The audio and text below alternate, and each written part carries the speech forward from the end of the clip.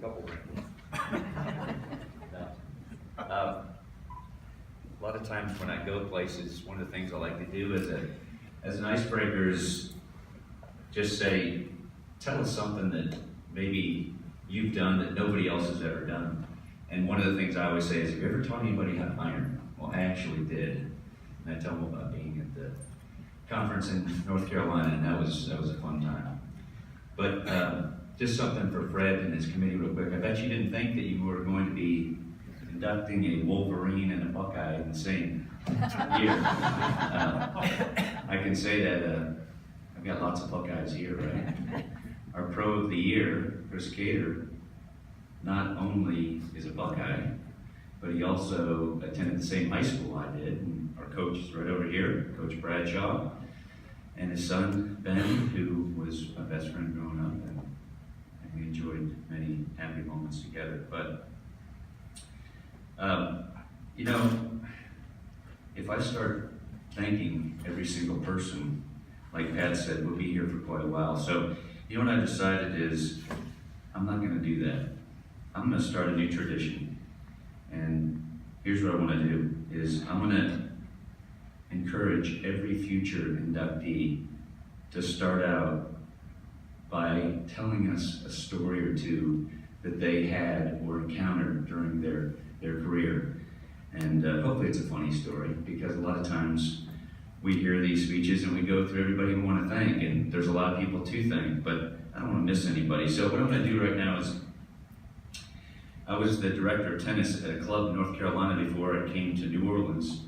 And so I've got a couple quick stories, but these are absolutely true. In fact, the one from New Orleans Country Club, one of my assistants is here, and I ended up telling him this shortly after it happened, so he'll be able to vouch for me. But the one in North Carolina is, my assistant and I were out working with a bunch of little kids. And as you all probably have experienced, you know, when a older junior or an adult gets hurt, what usually happens? Well, they usually pull them to the side, or they try to address the injury right away, pull them out, you know, ice their foot or ankle or knee or whatever. But with the little kids, what usually happens is all the other kids come running over. They want to know, why is he crying or why is she crying? And it's hard to tell them, oh, keep going, keep going. So what we ended up doing was, we ended up coming up with the Kelly Pete. And the Kelly Pete is whatever hurt. So if you hurt your knee, we would all grab our knee and just start hopping around like, ow, ow, ow, ow, grab your knee, grab your ear. And then this kid would say, oh, my nose hurts. We'd all hold our nose and keep going like that until everybody would start laughing, and then we'd all go get a drink or something like that. So we were doing that one afternoon right before the clinic started. And I said, all right, let's take a minute, everybody over there, let's get a quick drink, and then we'll come right back and start our first game. And so all the kids run over except Emma McQueen. Emma McQueen stands right there in front of me, and she walks right up to me, not knowing about personal space or anything like that. She comes right up to me, and she reaches up, and at that time I had an Adidas shirt with a zipper instead of a button. She grabbed the bottom of my zipper, and so what would most of us do when the kid grabs your zipper is you pick your head up because you don't want your chin to get caught or your neck to get caught in the zipper. So I immediately pulled my head up, and I didn't feel any zip. And so I'm like, what's going on? I happen to look down. She's got my shirt pulled down, and she looks at me and she says, I love chest hair. True story, true story. I told her mother about that. Yeah, I don't remember if it was that evening or the next day. She was totally embarrassed, and I said, don't be. It was a story that I'll tell for a long time. So that was a good one. This one happened probably, I don't know, maybe 6, 8 years ago. Most of you, I assume, have not been to New Orleans Country Club, but we were fortunate to have a beautiful shop built in 2014. Prior to that, right after Katrina, what they had done is just taken a gazebo and made it into a glorified gazebo. So they enclosed the gazebo and just put one wing on this side and one wing on that side. So the gazebo actually was the pro shop, and then on one wing was my office and the training room, and on the other side was a little tiny bathroom, and then they had ice and water on the outside over here. I'd always told our staff, look, if you guys have to, as Fred would call it, number two, okay, how about if we go over to the main clubhouse, okay, because it's not a real big area. So one afternoon I am coming in from teaching a lesson, and as I walk in the door, all the lights are off and there's no desk person there, there's no pros around, and I'm wondering what's going on. I came in to get a tissue actually, and I walked across the pro shop and walked into the bathroom. As I walked in there, I got close and I'm like, oh my goodness, who died in here? That's true. And I grabbed a tissue. I'm looking for air freshener. Don't see any. And I'm like, we got to get some new air freshener. As I turn around, grab the tissue, and I start to walk towards the door, here comes Lynn Flynn. And Lynn Flynn passes me, and as I'm walking out the door, I realize she's going in the bathroom, and under my breath, I am yelling, "It wasn't me!" And I told Zach that about 15 minutes after it happened, and I just couldn't stop laughing. But that was a couple of fun stories that I've had from over the years. I will tell you that in March, when Fred called me and told me that congratulations, I had been voted on and I will be a next inductee into the Southern Hall of Fame, I thought to myself, man, I'm really lucky. And then I thought, no, I'm not lucky, I'm fortunate. And then I thought, no, I'm not fortunate, I'm blessed. And so I will tell you, I am very blessed.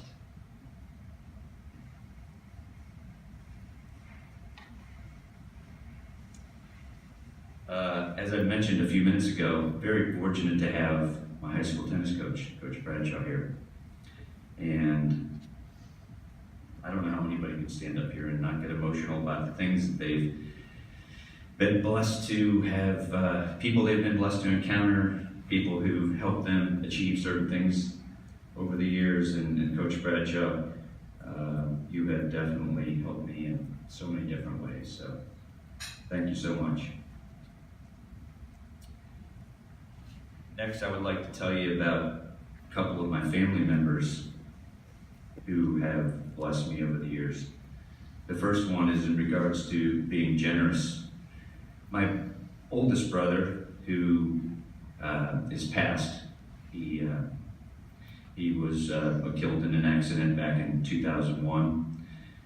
But back in the 80s, he was working for UPS. And I remember that Jay was so focused on achieving position and making lots of money. And I remember him telling my mom and dad, of course I was younger at that time, that he was expecting and planning to be a millionaire by the time he was 45. Had it all planned out, putting money away based on this and that. He's going to be a millionaire. Well, interestingly enough, he changed his life around.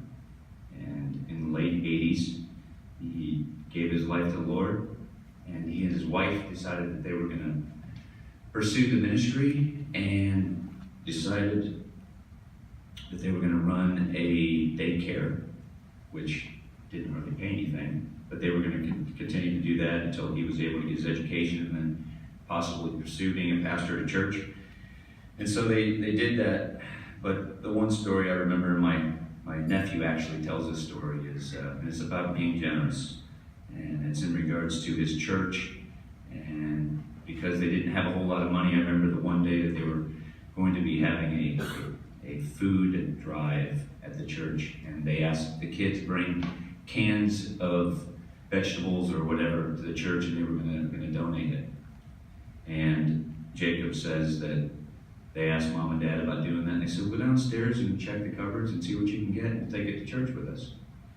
And the kids went downstairs, and Jacob said there wasn't really anything in the pantry, in the cabinets. He said, but there was about 5 cans, and each of us got one, so they took 3 cans. And they took it to church that day, and they donated it. And about 2 o'clock that afternoon, they got a knock at the door, and it was church bringing baskets full of stuff for their family.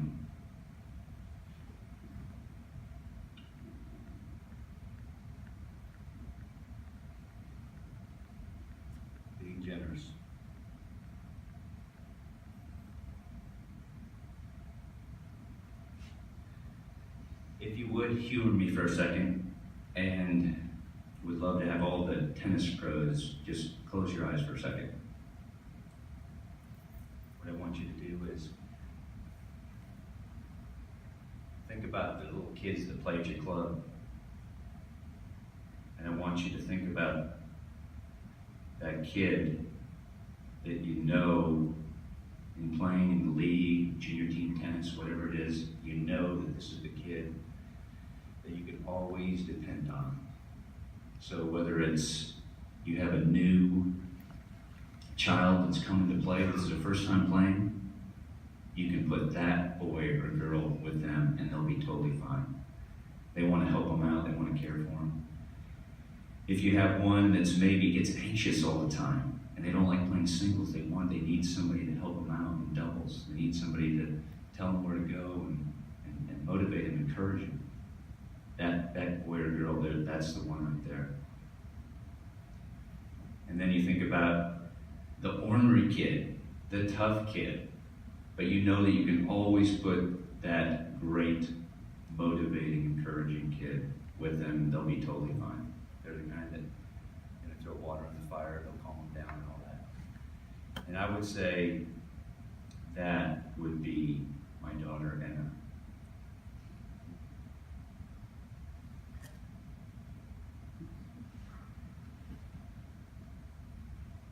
Anna, you want to stand up?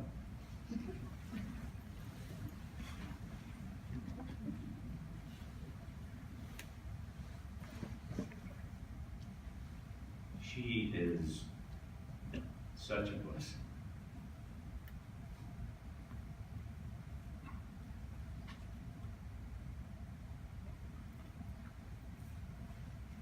Such a blessing. She is that person that you're thinking of at your club, that I know I can put her with. She's going to be encouraging, not criticizing. She's going to be the motivator. She's going to be the helper. So thank you, Anna, for being so encouraging.